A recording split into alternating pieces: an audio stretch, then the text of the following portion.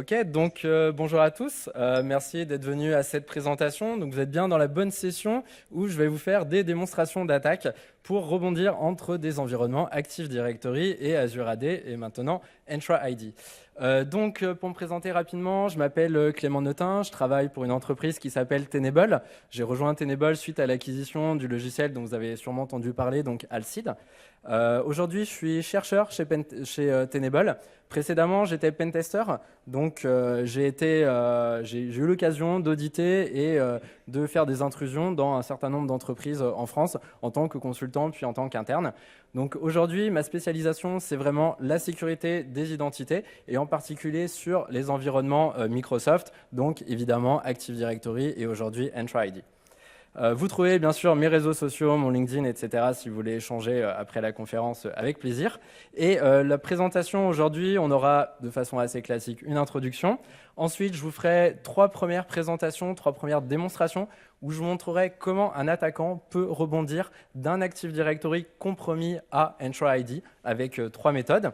Ensuite, je vous montrerai l'inverse, comment un attaquant qui a pris la main sur un environnement Azure Active Directory, donc Entra ID, peut ensuite rebondir sur l'environnement AD qui correspond. Et ensuite, nous aurons classiquement une conclusion, questions-réponses, avec plaisir également. Alors du coup, en introduction, je pense que vous avez tous eu le mémo. Aujourd'hui, Azure AD s'appelle Entra ID. Donc dans mes slides, quand vous allez voir Entra ID, quand vous allez voir EID, MEID, je crois que Microsoft n'est pas encore très clair sur l'acronyme officiel. Bon, en tout cas, moi j'ai choisi ces acronymes-là. Ça veut dire Azure AD. Alors, pour chaque démonstration, comme je vous disais, je vais partir d'un postulat qui est que moi, en tant qu'attaquant, en tant que pentester, j'ai réussi à compromettre soit l'environnement Active Directory, soit l'environnement Azure AD, donc Entra ID.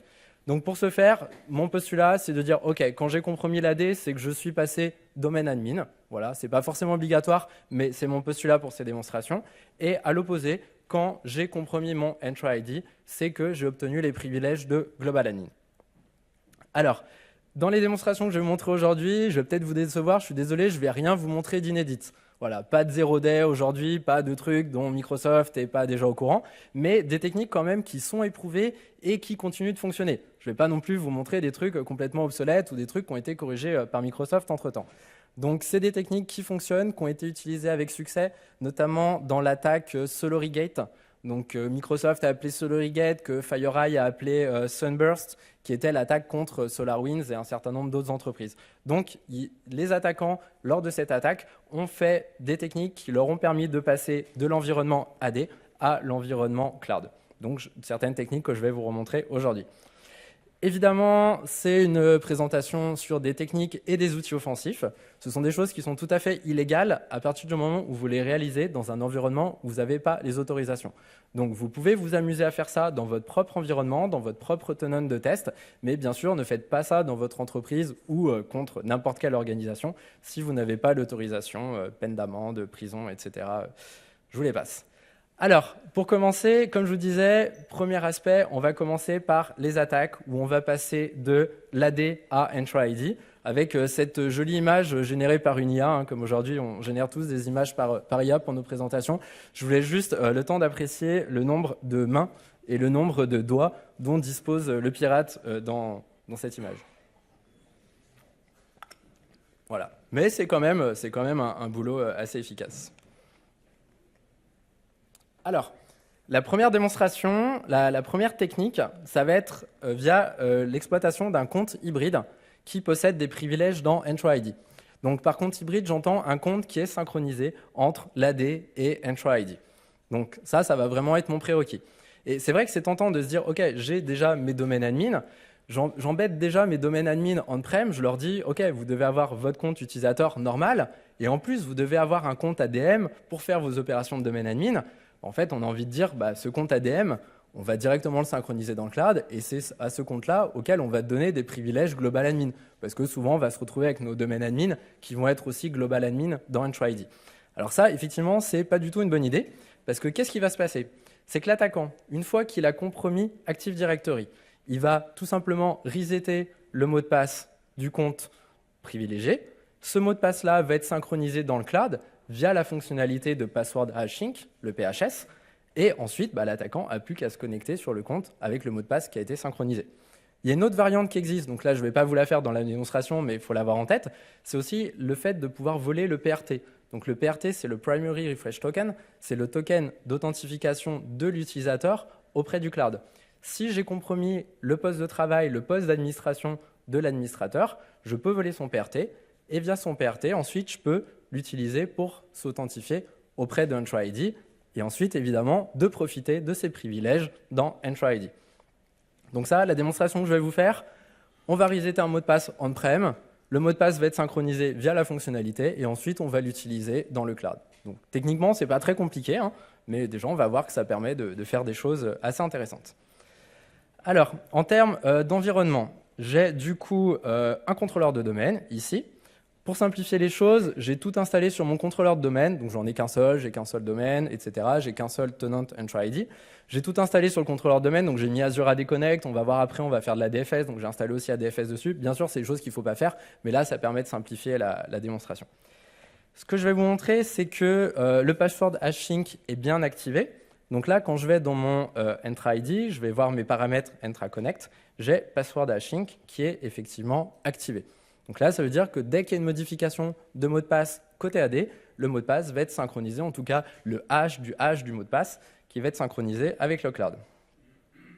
Donc ensuite, je vais vous montrer que là, ma cible, en tant qu'attaquant, c'est que j'ai fait un petit peu de reconnaissance et j'ai vu que le compte Global Admin qui m'intéressait, c'était Satya. Donc il y a un compte qui s'appelle Satya, qui est Global Admin. Donc on va pouvoir l'observer ici. Je vais voir mes utilisateurs dans le cloud. Je cherche Satya. Donc Satya est bien un compte qui est hybride. On le voit ici parce que c'est un compte qui est synchronisé avec l'on-prem. Donc c'est un compte qui à la base vient de l'AD. Et ce compte, quand je vais voir ses rôles dans Entra ID, il est bien Global Administrator. Donc moi, en tant qu'attaquant, en tant que pentester, c'est vraiment un compte qui va m'intéresser. Vu que j'ai déjà compromis mon AD, donc là, on va simplifier les choses en disant, voilà, je me connecte sur mon AD en tant que domaine admin pour voilà, simplifier. Je vais pouvoir du coup m'intéresser à ce compte-là. Alors, pour vous montrer que je ne triche pas, je vais essayer de me connecter en tant que Satya et je vais essayer de me connecter avec un mot de passe tout bidon. Voilà, Act 1, 2, 3. J'essaie de me connecter avec. Évidemment, ça ne fonctionne pas parce que ce n'est pas le bon mot de passe de Satya. Là, comme je vous disais, ce n'est pas très compliqué, hein. Je vais tout simplement aller reset son mot de passe dans l'Active Directory. Voilà, je fais mon reset. Donc déjà, je peux me connecter en tant que Satya dans l'Active Directory. C'est déjà intéressant, mais ce n'est pas vraiment mon objectif ici, parce que là, ce qui m'intéresse, c'est vraiment de passer de l'AD au cloud. Donc là, OK, j'ai fait cette opération-là. Et maintenant, je vais essayer de me connecter avec. Donc évidemment, ça ne marche pas tout de suite, parce qu'il y a un petit temps de latence. Donc je vais revenir sur les slides, le temps que la synchronisation se passe. Et ensuite, vous verrez évidemment que ça fonctionne. Je vous ai mis, pour illustrer un petit peu, à chaque fois, je vais vous montrer une technique, puis je vais illustrer un petit peu avec un peu de contexte, et puis aussi des recommandations. Ça, c'est issu d'un super article de Microsoft qui explique justement comment protéger son environnement Microsoft 365, donc Entra ID et O365, de toutes les attaques qui peuvent venir du on-premise. Et donc là, il y a deux recommandations de Microsoft qui sont relatives à la démonstration que je viens de faire. La première, donc la numéro 1 en haut à gauche, c'est d'isoler complètement les comptes Microsoft 365, en tout cas les comptes administrateurs, vraiment les isoler. Ça doit être des comptes cloud only. Et la même chose, la recommandation numéro 3 qui est assez similaire, c'est qu'aucun compte on-premise, en tout cas qui est synchronisé depuis le on-prem, donc un compte hybride, ne doit avoir de privilèges dans O365, dans Entra ID, etc. Et donc c'est exactement là le problème, le cœur du problème de cette démonstration, c'est ça. Ici, là, j'utilise un compte hybride, je lui ai donné des privilèges en Entra ID, ça permet à l'attaquant de passer de l'un à l'autre. Alors, on regarde entre-temps si ça fonctionnait, ça n'a pas encore synchronisé. Je vous ai remis ici une autre petite illustration. C'est un guide qui vient de sortir cette fois-ci donc de la NSSI, l'agence cyber française, qui vient de sortir ce guide sur les recommandations d'administration sécurisée des systèmes d'information reposant sur Active Directory. Donc c'est un super guide qui malheureusement ne couvre pas encore la partie cloud, mais on voit quand même dans ce schéma où il présente un certain nombre de schémas d'attaque qui permettent d'attaquer l'Active Directory. Donc au milieu, là, on a le tiers 0 en rouge avec les contrôleurs de domaine, vraiment le cœur de notre système qu'on veut protéger à tout prix. On voit ici en jaune qu'ils ont déjà envisagé le fait qu'on puisse rebondir de l'Entra ID à l'AD et vice-versa en utilisant le mécanisme de synchronisation de mots de passe, donc le password hashing en anglais. Je vérifie entre-temps. Voilà. Vous avez vu qu'entre-temps, la synchronisation a eu le temps de se faire et donc j'ai réussi du coup à me connecter en tant que Satya sur le cloud. Donc là, je suis sur O365. Vu que j'ai ciblé un compte Global Admin, ce qui m'intéresse le plus, c'est pouvoir accéder bien sûr à la console d'administration de Entra ID. Et donc là, on voit que je suis bien connecté en tant que Satya, dont je viens de resetter le mot de passe. Et là, je suis connecté dans le cloud et pour vous prouver que bien sûr, j'ai bien obtenu mes privilèges de Global Admin. Donc pour résumer, je suis parti de domaine admin on-prem, j'ai reseté le mot de passe de Satya, je suis Global Admin dans le cloud. Donc c'est déjà pas mal comme primitive d'attaque, avec au final aucun outil d'attaque. Là, j'ai juste utilisé l'utilitaire d'administration pour resetter le mot de passe. J'ai utilisé le password hashing, qui est une fonctionnalité, donc quelque chose d'assez légitime en soi. Alors, évidemment, password hashing, je me rappelle, moi, quand j'étais pentester et que Microsoft venait de sortir Azure AD, que mes clients commençaient à s'intéresser à ça, que Microsoft disait « ouais, il faut faire du password hashing », etc. Il y avait beaucoup de gens qui avaient beaucoup de réticence en disant « ok, nos mots de passe vont finir dans le cloud, etc. » Ensuite, Microsoft a clarifié quand même la situation en expliquant que c'était les hash des hash, etc. Voilà, en tout cas, pour vous dire que ici, là, le problème n'est pas password hashing. Voilà, parce que je sais que ça peut avoir mauvaise presse à un moment. C'est un système qui fonctionne très bien, qui peut avoir des débats évidemment, mais en tout cas, là, le problème, ce qu'il faut retenir dans ces démonstrations, c'est que ce n'est pas password hashing le problème, c'est vraiment le fait qu'on a un compte hybride qu'on a synchronisé, donc hybride, et auquel on a donné des privilèges dans le cloud. Donc la recommandation qui va être la recommandation de l'ANSI, qui va être la recommandation de Microsoft et de plein d'autres agences, ça va être d'utiliser des comptes Entra d'admin dédiés pour les opérations d'admin dans Entra. Donc ce qu'on va appeler des comptes Cloud Only. Donc c'est des comptes qu'on va aller créer directement dans Entra, qui ne vont pas être synchronisés avec l'Active Directory. Tant qu'à faire, évidemment, utiliser des mots de passe, en tout cas demander à vos administrateurs d'utiliser des mots de passe différents, hein, sinon forcément ça n'a aucun intérêt d'avoir des comptes différents. Pour protéger ces comptes, bien sûr, du MFA, Conditional Access Policies, etc. On a eu des présentations ce matin à ce sujet-là. On peut aussi évoquer l'authentification passwordless pour protéger encore davantage ces comptes, vu que c'est des comptes cloud et qu'on n'a pas besoin, qui fonctionnent avec un Active Directory qui ne supporte pas passwordless, par exemple. Utiliser aussi des stations d'administration dédiées, donc ce qu'on appelle des pods, des SO, etc. Tout le monde a un petit peu son acronyme différent, mais en tout cas des stations qui doivent être administrées dans le cloud. Parce que par exemple, si votre administrateur il utilise son compte privilégié dans Entra sur une machine qui est gérée par l'AD et qui est gérée par GPO, à nouveau on a un chemin d'attaque. L'attaquant qui est domaine admin, il peut déployer une GPO, prendre la main sur le poste de travail et ensuite soit resetter le mot de passe, soit comme je vous disais, voler le PRT.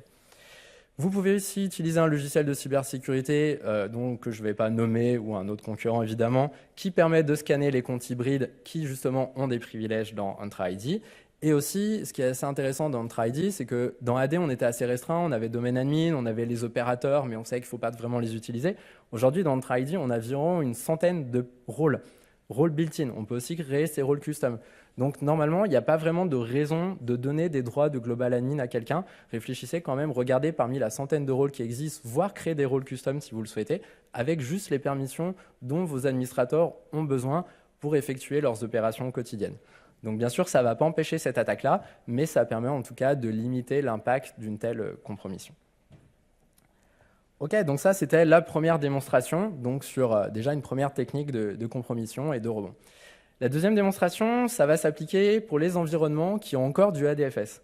D'ailleurs, est-ce que dans vos organisations, vous utilisez encore ADFS pour la fédération avec Entra? Levant la main. Ok, quelques-uns. Donc, je pense que c'est quelque chose qui se fait de moins en moins, mais qui se fait encore. Donc, effectivement, c'est assez intéressant. Et vous allez voir après, je vais même vous expliquer que ça peut être pertinent pour vous, même si vous n'avez pas d'ADFS. Vous verrez pourquoi. Donc là, quand même, je vais partir du principe qu'il y a un ADFS, il y a une authentification fédérée. Comment ça fonctionne du coup? C'est Azure AD, on va aller sur Entra ID, on va essayer de s'authentifier, on va se faire rediriger sur l'ADFS on-prem, on va s'identifier avec nos identifiants on-prem, et ensuite, ça nous génère un jeton SAML qui est transféré à Entra ID, et Entra ID qui va faire confiance à ce jeton. Donc, comment ça marche ce jeton? Pour qu'il soit sécurisé, il va être tamponné, il va être signé avec une clé de signature qui va être stocké dans ADFS. Si moi, en tant que pirate, je suis domaine admin, ça veut dire que je peux aussi compromettre mon ADFS. Si je compromets mon ADFS, je peux voler la clé de signature et donc je peux créer des jetons SAML et les tamponner moi-même et dire que je suis n'importe qui. Et Entra ID va accepter ce jeton. C'est ce qui va se passer parce que forcément, ce jeton est signé par la clé de signature qu'il connaît. Donc, il n'y a aucune raison que Entra ID ne fasse pas confiance à ce jeton-là. Donc, c'est une technique qu'on appelle le Golden SAML. Ça va peut-être vous faire penser à autre chose. Donc là, dans la démonstration, ce que je vais faire, c'est que voilà, je vais partir du principe que j'ai compromis le serveur ADFS.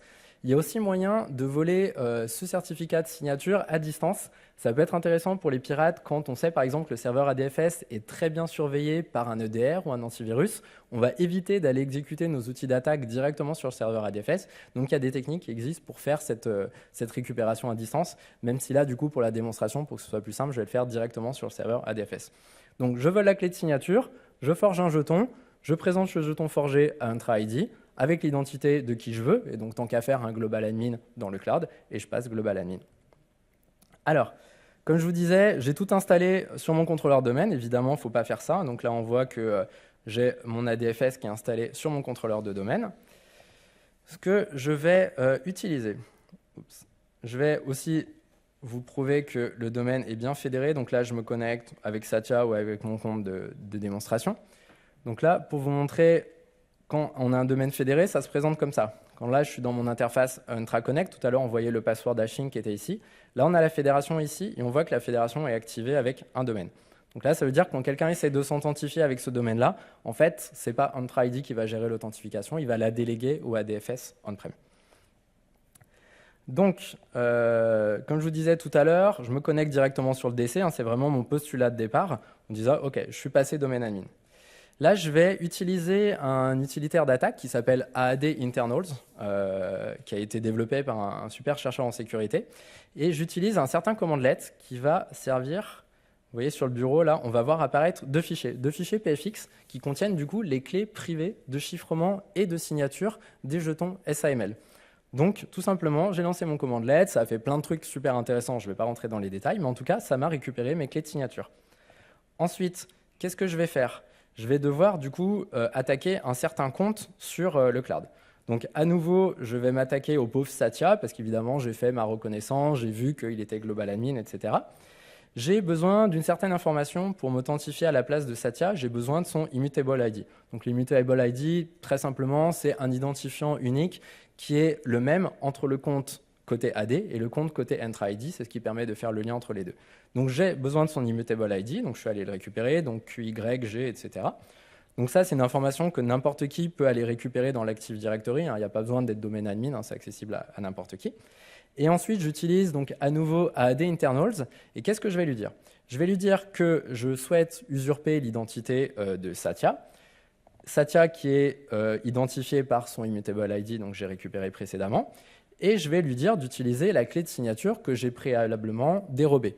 Donc ça, pareil, pour simplifier ma démonstration, je fais ça directement sur le serveur. En vrai, ce qu'aurait fait un attaquant, c'est qu'il aurait récupéré ce fichier PFX et il aurait déroulé le reste de l'attaque sur sa machine. À nouveau, parce que si on a un EDR sur le serveur, on a tout intérêt en tant qu'attaquant de faire ça plutôt tranquillement dans son coin, parce qu'on n'a plus besoin là d'être sur le serveur ADFS. Donc, je lance ma commande. Voilà, donc ça va forger le jeton, ça va le signer, ça va automatiquement l'injecter dans mon navigateur, ça va ouvrir le navigateur, et là, pouf, je suis effectivement connecté en tant que Satya. Donc ça me demande si je veux rester connecté, bah oui, tant qu'à faire, je vais rester connecté. La preuve, c'est pour vous montrer que je triche pas, j'ai pas pré-ouvert la session, etc. Donc je suis bien en connexion privée, donc voilà, et faites-moi confiance aussi, s'il vous plaît, sur le fait que j'étais pas déjà pré-connecté en tant que Satya. Et donc là, à nouveau, c'est la même démonstration. Je suis connecté en tant que Satya. Je peux aller dans Entra ID et j'ai bien du coup mes privilèges ici de Global Admin. Voilà, donc bien sûr, je vous passe les étapes de qu'est-ce qui pourrait être intéressant de faire derrière pour un attaquant.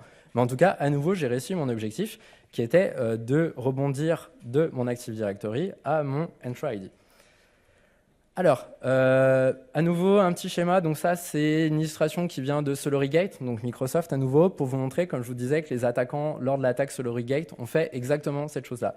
Ils ont compromis l'Active Directory, ils ont ensuite compromis ADFS, et ils s'en sont servis pour faire des faux jetons, pour ensuite accéder au cloud et faire ce qu'ils avaient besoin de faire sur le cloud. Même schéma de Microsoft tout à l'heure. Tout à l'heure, on a regardé les recommandations 1 et 3. Là, on est sur la recommandation 4, où Microsoft recommande de passer en authentification cloud only. Donc, les remarques. C'est une technique qui n'est pas récente du tout. Ça date de 2017. Comme je vous disais, ça peut vous faire penser à quelque chose. Ça vous fait penser exactement au Golden Ticket. Le Golden Ticket, c'est la même chose dans l'AD. On va voler une clé de signature, donc c'est le KRBTGT. Plutôt que forger des faux jetons SML, on forge des faux jetons Kerberos, mais c'est la même idée. On a un jeton, on écrit ce qu'on veut dedans, on tamponne avec le tampon qu'on a volé, et on se fait passer pour n'importe qui. C'est une méthode qui est super cool pour les attaquants parce qu'on ne reset pas le mot de passe contrairement à l'attaque précédente, donc c'est super silencieux, parce que là, l'administrateur ne se rend même pas compte qu'on l'a attaqué. Ça permet aussi de contourner le MFA. Alors pourquoi?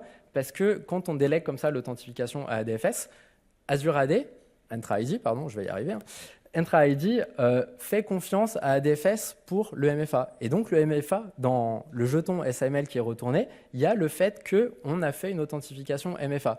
Parce que sinon, en fait, on devrait faire le MFA sur ADFS et ensuite le refaire sur Entra ID. Donc déjà que le MFA, ça fait un petit peu de friction. Là, ça serait vraiment super lourd pour les utilisateurs. Donc en fait, dans notre jeton, non seulement on se fait passer pour n'importe qui, et on dit « si, fais-moi confiance, j'ai bien fait mon MFA ». Donc en plus, on le contourne, c'est plutôt bien. Ça permet aussi de façon surprenante d'attaquer les comptes Cloud Only. On pourrait se dire pourquoi ADFS serait autorisé à émettre des jetons pour des comptes qui sont Cloud Only, qui ne viennent pas de l'AD. En fait, si, ça fonctionne aussi. Il y a quand même une petite manip à faire, mais ça fonctionne quand même. Et ça peut être aussi, je vous disais, si vous êtes concerné aussi, si vous n'avez pas d'ADFS, si vous n'avez pas de domaine fédéré, parce qu'en fait, si vous n'en avez pas, l'attaquant peut s'en servir comme technique de persistance. C'est une manière très discrète, plutôt que resetter un mot de passe, plutôt que, voilà, c'est un petit peu comme dans l'AD, quand on va mettre des petites ACL, des petites backdoors comme ça, il va tout simplement vous créer un nouveau domaine. Il ne va pas vous voler votre clé de chiffrement ADFS parce que vous n'en avez pas, il va tout simplement mettre la sienne, donc c'est encore plus simple. Et là, vous vous retrouvez avec une backdoor dans votre Entra ID, et là, l'attaquant peut revenir à n'importe quel moment et se faire passer pour n'importe qui. Donc c'est quand même assez intéressant pour un attaquant et assez embêtant pour vous, évidemment. Les recommandations, ça va être de considérer le serveur ADFS comme tiers 0. C'est comme un contrôleur de domaine, vraiment, parce qu'on a vu qu'une fois qu'on a compromis l'ADFS, on peut vraiment faire plein de choses, et on peut aussi attaquer éventuellement des applications on-prem qui sont protégées par l'authentification ADFS. Il y a des recommandations chez Microsoft à ce sujet-là. Vous pouvez aussi envisager de protéger vos clés dans un HSM, donc ça ne va pas complètement bloquer toutes les attaques, mais en tout cas, ça évitera que l'attaquant puisse exporter la clé et s'en servir pendant des années. Si possible, évidemment, arrêtez d'utiliser ADFS en fonction, bien sûr, de vos cas d'usage. Ou en tout cas, une fois que vous l'avez fait, pensez bien aussi à retirer le domaine fédéré obsolète dans votre configuration Entra ID. Et je vous parlais de backdoor, il y a aussi des logiciels qui existent qui vont permettre de scanner vos domaines, déjà de vous permettre de voir, on a vu sur l'interface ici, on peut voir qu'on a des domaines fédérés, on ne sait pas exactement quelle configuration on a déjà, mais en fait avec les API et avec un certain nombre de connaissances, on peut essayer de vous aider et de vous dire si vous avez des domaines qui sont potentiellement illégitimes, voire des backdoors. Alors, troisième technique sur le rebond, toujours entre AD et Entra ID, ça va être l'abus d'Entra Connect. Donc Entra Connect qui est le nouveau nom de Azure AD Connect, qui est le nouveau nom de plein d'autres choses. Tout simplement, Entra Connect, il a besoin de faire pas mal de choses. Il a besoin de synchroniser entre l'Active Directory et Entra ID. Donc en fait, il va utiliser deux comptes de service. Il va avoir un compte de service côté Active Directory qui va lui permettre notamment de pomper les hashes des mots de passe pour les envoyer dans le cloud. Aussi répliquer les modifications qu'on a fait dans le cloud et venir les écrire dans l'AD. Donc il a déjà plein de privilèges intéressants. Et la même chose côté Entra ID. Parce que quand on fait une modification on-prem et qu'il va répliquer cette modification dans le cloud, il a besoin d'un compte pour écrire. Donc ce compte de service, on peut le voler. Et il a des privilèges dans le cloud. Donc vous voyez tout de suite là où je veux en venir et c'est exactement ce que je vais faire dans ma démonstration. Comment ce compte a des privilèges dans le cloud? Il les a via un rôle qui s'appelle Directory Synchronization Accounts. Et on va voir que ce rôle est super intéressant parce que c'est un rôle technique que vous n'êtes pas censé utiliser et attribuer à vos utilisateurs. Donc Microsoft l'a un petit peu planqué dans l'interface. Donc aujourd'hui, si vous voulez regarder qui a ce rôle-là, qui bénéficie de ce rôle-là, vous ne pouvez pas le faire directement dans le portail, il faut le faire via l'API ou via d'autres solutions. Et évidemment, une fois qu'on a ce compte de service, on peut faire tout ce qu'on veut dans notre environnement cloud et on peut bien sûr bénéficier des privilèges de ce compte. Donc on peut resetter par exemple le mot de passe d'un compte privilégié ou on peut aussi s'attaquer à un service principal qui lui-même a des permissions privilégiées. On va voir que c'est un intérêt particulier et pourquoi on fait ça et pas directement resetter le mot de passe d'un compte. Alors, la démonstration. Donc toujours le même contexte, j'ai compromis mon domaine, etc. Je vais à nouveau utiliser AD Internals. Hop, j'ai plus besoin de ça. Cette fois-ci, je vais du coup, j'ai oublié de vous dire, effectivement, j'ai installé aussi mon Azure AD Connect sur mon contrôleur de domaine. Hein, bien sûr, il ne faut pas le faire, mais c'est plus simple. Et là, j'ai récupéré deux choses. J'ai récupéré mes privilèges, donc mon compte de service dans Azure AD. Donc ça, c'est vraiment le mot de passe. Donc c'est un super mot de passe, mais forcément, là, je l'ai volé en tant que pirate, donc il est beaucoup moins efficace tout de suite. Et ça, c'est le compte de service côté Active Directory, comme je vous disais, qui est très intéressant, mais aujourd'hui, je vais pas l'utiliser pour ma démonstration. Et si vous êtes très rapide, vous pouvez récupérer le mot de passe et essayer de vous connecter sur le tenant avant la fin de ma démonstration. Mais s'il vous plaît, ne le faites pas. Alors, maintenant que j'ai mis identifiants, ok, c'est super, je vais m'authentifier dans le cloud avec ces identifiants. Forcément, sinon, ça n'a pas d'intérêt. Donc là, qu'est-ce que j'ai fait? Je me suis authentifié auprès d'Entra ID avec ce compte de service, donc le compte de service ici, Azure AD. J'ai obtenu un token, et qu'est-ce que je vais faire avec ce token? On a vu du coup le mot de passe de Satya, donc on va à nouveau s'intéresser à lui, je vais me déconnecter de son compte. Et là, je vais être encore plus méchant, je vais lui mettre un mot de passe encore plus bidon, tout simplement X. Alors, est-ce qu'il veut me déconnecter? Est-ce que je suis encore connecté en tant que Satya? Non, c'est bon. Donc, j'essaie de me connecter avec le mot de passe X, évidemment. Ce n'est pas le bon mot de passe, donc ça ne fonctionne pas.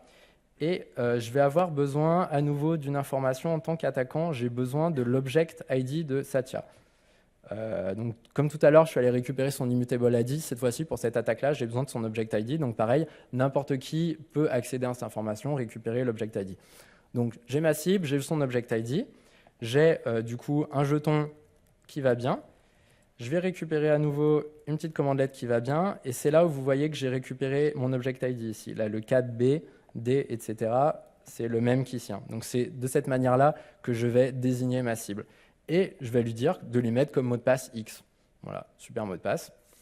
J'ai un résultat immédiat, qui est le résultat 0. Donc, moi, je sais que 0, ça veut dire que ça a fonctionné. Donc, je suis plutôt content. Et bien sûr, pour la démonstration, je vais ici venir, j'essaie de m'authentifier avec X, et ça fonctionne. Donc voilà, à nouveau, directement avec le compte de service, pouf, je reset le mot de passe, je suis connecté. Ce que je peux vous montrer aussi dans les audit logs, vous dire, ok, parce que je vous parle de recommandations, je ne vous ai pas parlé beaucoup de détection. À quoi ça ressemble? Donc les audit logs ont un petit peu de lag, donc je ne sais pas si... Ouais, ça c'est bon. Change user password, on le voit ici. On voit du coup le mot de passe de Satya qui a été modifié et qui a été modifié par le compte sync_dc, etc., qu'on avait identifié tout à l'heure. Donc on voit bien que c'est du coup le compte de synchronisation qui a fait son job et qui allait du coup resetter le mot de passe dans le cloud. Alors, les remarques. Du coup, comme je vous disais, il y avait deux comptes de service. Il y en a un côté AD qui est super intéressant. On peut faire du DC Sync, on peut faire plein de choses super puissantes avec. Bien sûr, là, ce n'était pas mon objectif dans cette démonstration, mais il faut garder en compte que ce compte-là a des privilèges super dangereux côté AD aussi. Cette fois-ci, c'est une attaque qui est limitée au compte hybride. Donc, je ne vais pas pouvoir resetter le mot de passe d'un compte Cloud Only, parce qu'il n'y a aucune raison qu'Entra Connect vienne changer le mot de passe d'un compte Cloud Only. Ça paraît évident, c'est quelque chose que Microsoft a corrigé il y a quelques années, parce qu'il y a un chercheur en sécurité qui leur a remonté cette information. Avant, ce n'était pas le cas. Avant, on pouvait aussi resetter le mot de passe de compte qui était Cloud Only. C'est empêché par le MFA, bien sûr. J'ai reseté le mot de passe, mais si je n'ai pas le MFA, je ne vais pas aller très très loin. Sauf que, comme je vous disais, il y a une variante via l'exploitation d'une application. Donc, si j'exploite une application, il n'y a pas de MFA, etc. Donc, j'arrive à contourner comme ça. Et bien évidemment, ça fonctionne que si password hashing est activé, sauf qu'avec les privilèges de ce compte-là, comme je disais, on peut faire énormément de choses et on peut aussi activer password hashing. Donc au final, ce n'est pas vraiment une barrière pour l'attaquant. Donc comme quand vous n'aviez pas d'ADFS, il vous met l'ADFS, là, vous n'aviez pas de password hashing, il vous l'active. Alors les recommandations, de la même manière que ADFS, on considère son serveur ou ses serveurs Entra Connect, précédemment Azure AD Connect, comme tier 0. C'est comme des contrôleurs de domaine. À nouveau, on les protège au maximum parce qu'on a vu que dès que l'attaquant a la main sur ce serveur-là, il peut faire énormément de choses. Et encore, il y a plein d'autres techniques super rigolotes à faire que je n'aurai pas le temps de vous présenter aujourd'hui. Attention aussi aux sauvegardes, parce que ces comptes de service-là, on a vu qu'il y a des crédits choses, il y a des secrets, ils sont stockés quelque part. Forcément, si on vole les sauvegardes, c'est comme quand on vole les sauvegardes d'un contrôleur de domaine. Derrière, on peut faire plein de choses intéressantes. La même chose avec le serveur Entra Connect. Donc pareil, pensez-y. Vous pensez à vos domaines admin, vous pensez à vos admins de supervision. Pensez aussi à vos admins de sauvegarde et aux endroits où vous stockez vos sauvegardes dans votre organisation. Et pensez aussi, comme je vous disais, à scanner les comptes qui ont le rôle Directory Synchronization Account, potentiellement illégitimement. Parce que, comme je vous disais, ce rôle, si je viens ici, alors, les rôles, j'essaye de me forcer à utiliser le nouveau portail Entra, et je n'ai pas encore mes habitudes. Donc, les rôles, là on voit, comme je vous disais, il y en a environ une centaine, mais si je cherche le Directory Synchronization, Voilà, comme je vous disais, il est impossible de le voir dans le portail. Et si je veux avoir un utilisateur qui a ce rôle-là, par exemple, l'utilisateur sync, est-ce que déjà je vais voir l'utilisateur sync? Je vois cet utilisateur sync, donc c'est celui que j'ai exploité. Quand je regarde les rôles qu'il a, on va me dire que, ah, maintenant on voit le rôle. Mais effectivement, comme je vous disais, on ne l'a pas directement dans la liste. Donc c'est un rôle qui est en plus difficile à auditer. Donc pensez à regarder ce rôle-là, voir qu'il n'y a pas de compte illégitime qui obtient ce rôle-là.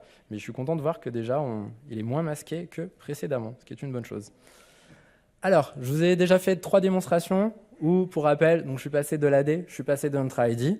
C'est en général ce que vont faire la plupart du temps les attaquants parce qu'on va avoir plus de faiblesses dans notre AD Legacy. Mais on peut aussi faire l'inverse. On peut passer de Entra ID à AD. À nouveau avec une image générée. Et cette fois-ci, ouais, non, le nombre de doigts, je crois que c'est toujours pas ça. Bon, tant pis. Alors, même démonstration que précédemment avec un compte hybride. On a un compte hybride cette fois-ci, mais au lieu d'avoir des privilèges dans Entra ID, on a des privilèges côté AD. Tout à l'heure, on a exploité la fonctionnalité de password hashing qui va synchroniser le mot de passe du on-prem au cloud. Là, on va exploiter l'inverse qui est le password write-back. On change le mot de passe dans le cloud, le nouveau mot de passe est rapatrié dans l'Active Directory. Et ensuite, on s'authentifie à l'Active Directory et ensuite, on profite des privilèges. Donc, toujours, mon prérequis cette fois-ci, c'est que je ne suis pas domaine admin, je suis global admin dans le cloud et mon objectif, c'est d'être domaine admin dans l'AD on-prem. Alors, la démonstration, à nouveau, je pense que vous vous en doutez, ça ne va pas être très très compliqué. Je vais juste lancer mon petit script pour resetter le mot de passe de Satya parce qu'on ne sait jamais s'il y a des petits malins qui essayent de se connecter avec le super mot de passe que je lui ai attribué précédemment. Du coup, le password write-back, je vous montre à nouveau que c'est quelque chose qui est activé dans l'environnement. Donc, c'est dans les paramètres du password reset dans votre interface Entra. On voit ici que le password reset est intégré avec mon environnement on-prem et que j'ai activé le password write-back pour les utilisateurs synchronisés via mon agent Microsoft Entra Connect. On peut aussi le faire avec le Cloud Sync, donc le nouveau utilitaire de Microsoft, pour synchroniser ses comptes. Ensuite, je vais vous montrer que cette fois-ci, je vais arrêter de m'acharner sur notre pauvre Satya et je vais m'intéresser à un autre utilisateur, donc un utilisateur on-prem cette fois-ci, qui est Paul. Notre Paul qui est ici, qui est administrateur Exchange, donc cible super intéressante.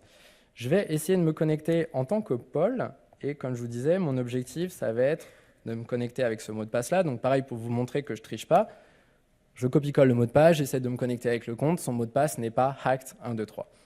Donc maintenant, je vais pouvoir du coup dérouler mon attaque. Évidemment, ça ne va pas être compliqué parce que j'utilise une fonctionnalité. Alors pardon, du coup, cette fois-ci, je me connecte en tant que Satya. Parce qu'à nouveau, dans mon scénario, c'est j'ai compromis un global admin Entra ID. Donc j'ai compromis mon global admin, j'ai compromis Satya. Maintenant, je veux pirater Paul parce que Paul a des privilèges côté AD. Je vais reset son mot de passe, c'est super, il y a juste à cliquer. C'est fait pour, évidemment, c'est une fonctionnalité. Donc là, je reset son mot de passe. Donc là, je lui ai mis le mot de passe hacked123. Qu'est-ce que je vais faire quand même? Je vais essayer de me loguer avec en tant que Paul. Pourquoi? Parce que vu que c'est un mot de passe temporaire, Entra ID va me demander de lui définir un nouveau mot de passe. Donc, vu que mon objectif, c'est de me connecter derrière on-prem, je vais lui mettre un nouveau mot de passe. Donc, le hacked123, je mets des petits signes à la fin, évidemment. Ce sont des super choses à ne pas faire. On ne génère pas un mot de passe en rajoutant des points d'exclamation à la fin, même si on sait que tout le monde le fait. Donc là, je suis bien connecté en tant que Paul. Et maintenant, quand je reviens on-prem, donc pareil, pour montrer que je ne triche pas, je copie mon mot de passe, je reviens on-prem, je le colle. Et donc là, j'ai bien réussi du coup à me connecter en tant que Paul. La preuve, c'est que du coup, je suis Paul. Et pour vous montrer que c'est un compte privilégié, il est bien Exchange Administrator. Alors, vous êtes très poli. Personne ne m'a attaqué en me disant « mais pourquoi j'attaquais Paul et pourquoi il était Exchange Admin et pas Domaine Admin ?» C'est quand même ce que je vous ai vendu. Je vous ai quand même vendu le fait que je cherchais à devenir Domaine Admin. Alors pourquoi? Parce qu'en fait, il y a quand même une protection dans Entra Connect. C'est qu'on ne peut pas attaquer les comptes qui sont privilégiés dans l'AD, donc les comptes qui sont admin count égale 1. Donc c'est quelque chose qui a été rajouté depuis 2017. Donc même si on donne plein de privilèges dans l'AD au compte Entra Connect, il ne va pas pouvoir resetter les mots de passe d'un compte admin count égale 1. Donc c'est pour ça que je m'intéresse à un compte Exchange Admin, parce que par contre, vous pouvez me faire confiance. Je pense que vous savez qu'une fois qu'on a compromis un compte qui est Exchange Admin, en général, c'est relativement aisé de passer domaine admin.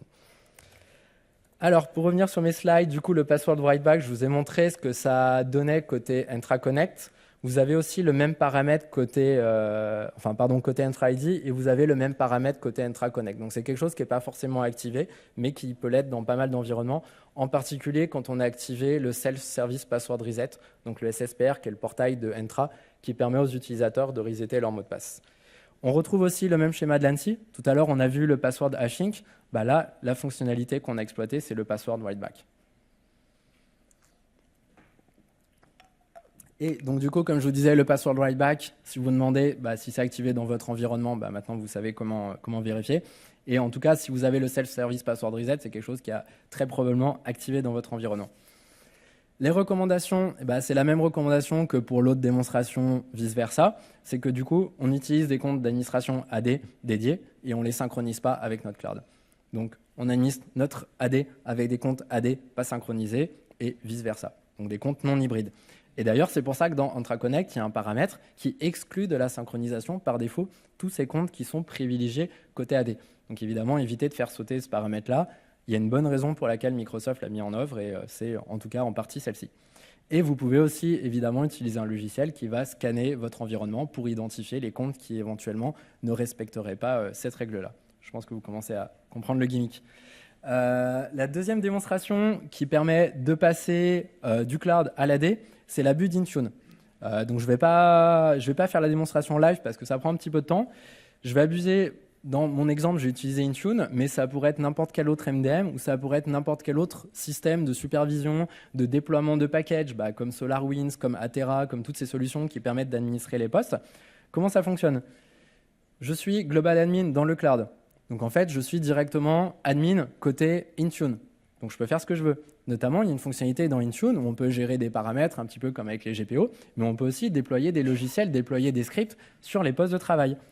Et donc, quand je suis attaquant, je vais pouvoir déployer un script sur un poste d'administrateur et je vais pouvoir exécuter ce script dans le contexte de l'administrateur AD et je vais pouvoir faire ce que je veux dans mon environnement, par exemple me rajouter en tant que domaine admin. Donc c'est aussi simple que ça. Alors je ne vais pas vous faire la démonstration parce que Intune, j'ai découvert qu'il y avait quand même une certaine latence.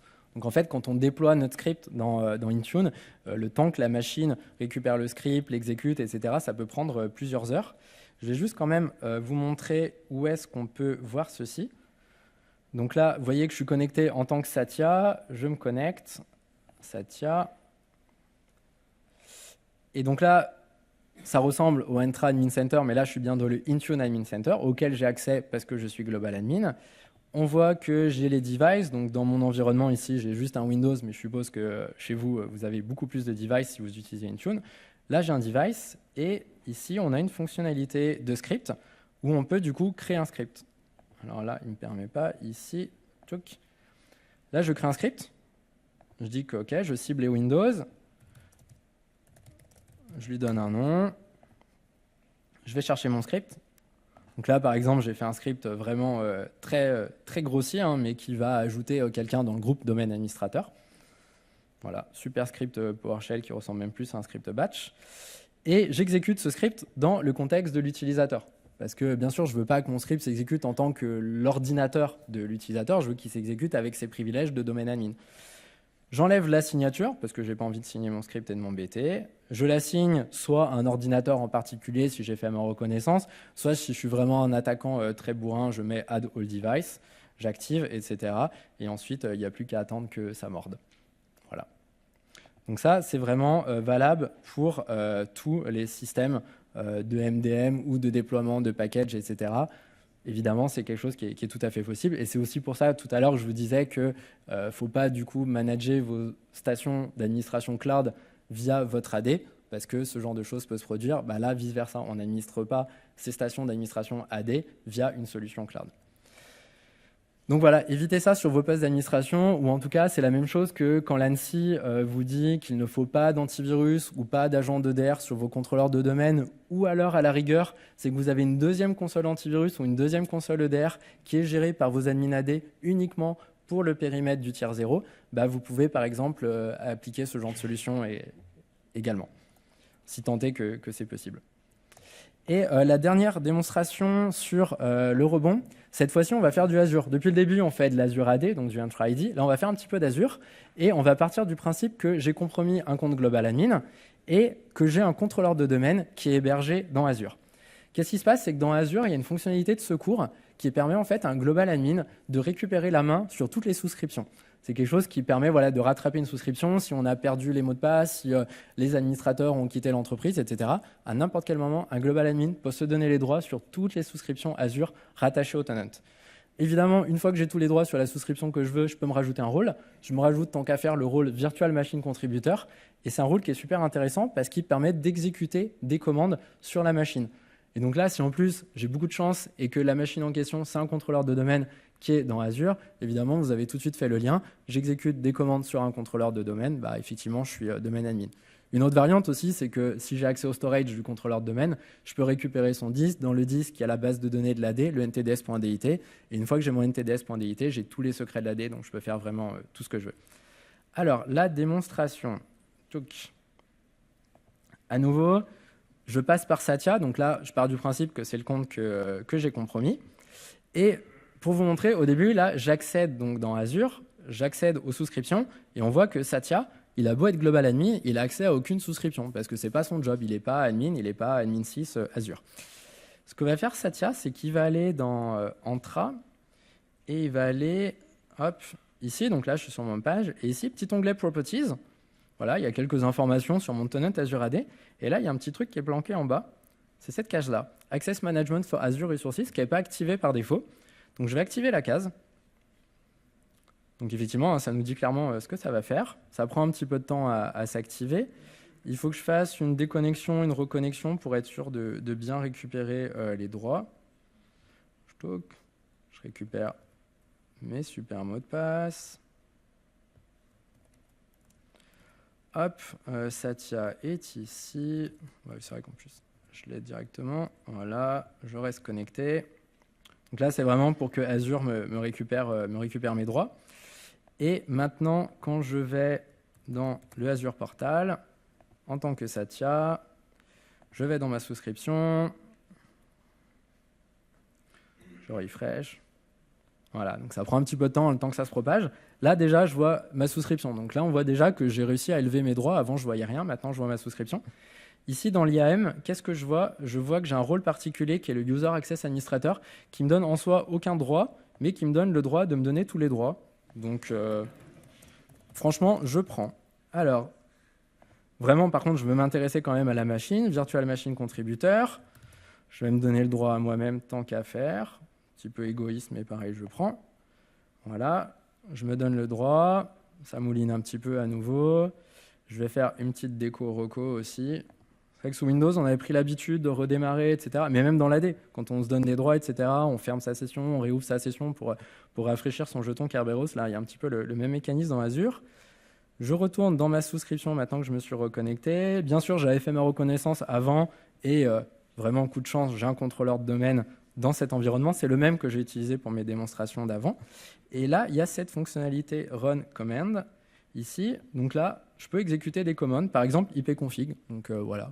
Donc ça, c'est déjà, voilà, c'est juste pour s'assurer que ça fonctionne en tant qu'attaquant, en tant que pentester. J'y vais petit pas par petit pas au lieu d'arriver vraiment avec mes outils d'attaque. Donc ça prend un petit peu de temps parce qu'il y a un agent qui tourne sur la machine, qui va récupérer l'ordre, qui va exécuter la commande, envoyer le résultat côté cloud. Le temps que ça tourne, je vais vous montrer mon objectif. Mon objectif, pour vous montrer que j'ai bien réussi à exécuter des commandes sur mon contrôleur de domaine, c'est que je vais ouvrir cet utilisateur on-prem user et il est juste domain user. Donc il n'est pas domaine admin, il est juste domain user. J'arrive ici, je vais du coup faire un petit script qui va bien pour exécuter les trucs. Vous voyez que mon ipconfig, c'est bien exécuté, donc c'est bien la preuve que je peux exécuter des commandes. Je vais exécuter mon script PowerShell, donc un script qui fait whoami hostname pour bien vous montrer que je m'exécute sur le contrôleur de domaine avec tous les privilèges. Et ensuite, la petite commande qui va bien pour m'ajouter dans le groupe domaine admin. Ça va s'exécuter. À nouveau, ça prend un petit peu de temps. Hop. Le temps, voilà, comme je vous disais, que l'agent récupère, exécute l'ordre, etc. Souvent, on a même le résultat immédiat. Et voilà, donc là, je suis passé domaine admin. Donc, c'est bien la preuve que j'ai réussi via Azure, via l'agent Azure et via mes privilèges que je me suis auto-attribué dans mon Azure à obtenir les privilèges de domaine admin côté on-prem. La petite case, je vous les ai remis dans les slides. L'ANSSI a évalué ce rôle, ce risque-là de différentes manières. Le fait qu'on peut réutiliser un compte admin côté Azure AD et ensuite avoir des privilèges côté Azure. Bien sûr, gardez en tête du coup que vos administrateurs d'identité peuvent devenir administrateurs de l'infra de cette manière-là. Mes recommandations, ça va être de restreindre l'usage du rôle Global Admin. Cette fonctionnalité-là est vraiment active uniquement pour les comptes Global Admin. Donc, comme je vous disais, il y a une centaine de rôles qui existent. Utilisez des rôles vraiment bien particuliers. En vrai, ce que va recommander Microsoft, c'est d'avoir une poignée de comptes qui sont Global Admin et les utiliser uniquement en bris de glace. Vos admins ne sont pas censés les utiliser au quotidien.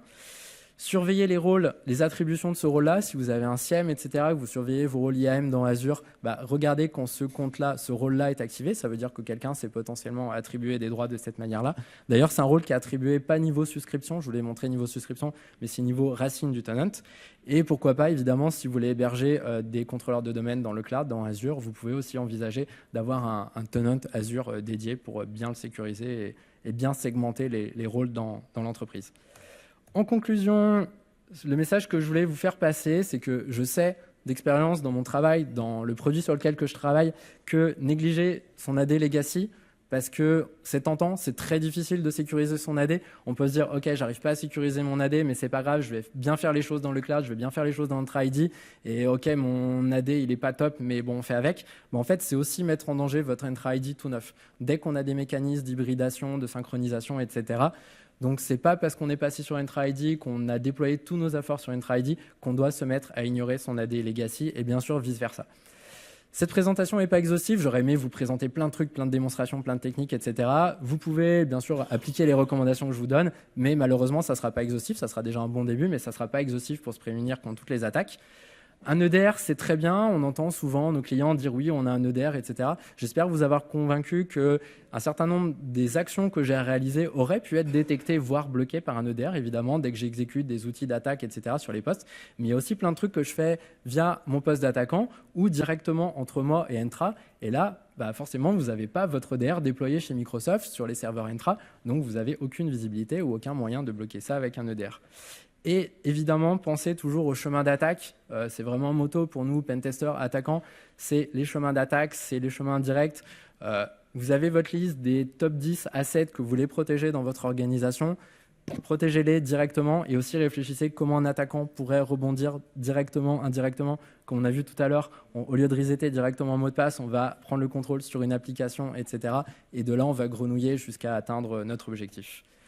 Je voulais remercier tous les chercheurs qui ont développé les outils et qui ont publié les techniques que j'ai utilisées et que je vous ai montrées aujourd'hui. Donc, vous pouvez bien sûr regarder leurs ressources qu'ils vont publier sur Internet. C'est vraiment des super ressources pour apprendre autant les techniques offensives, autant les outils dans vos labs, mais également des techniques pour s'en protéger et pour apprendre aussi à détecter ce genre d'attaque. Et je vous remercie également pour votre attention, pour avoir assisté à cette présentation et j'attends vos questions avec plaisir.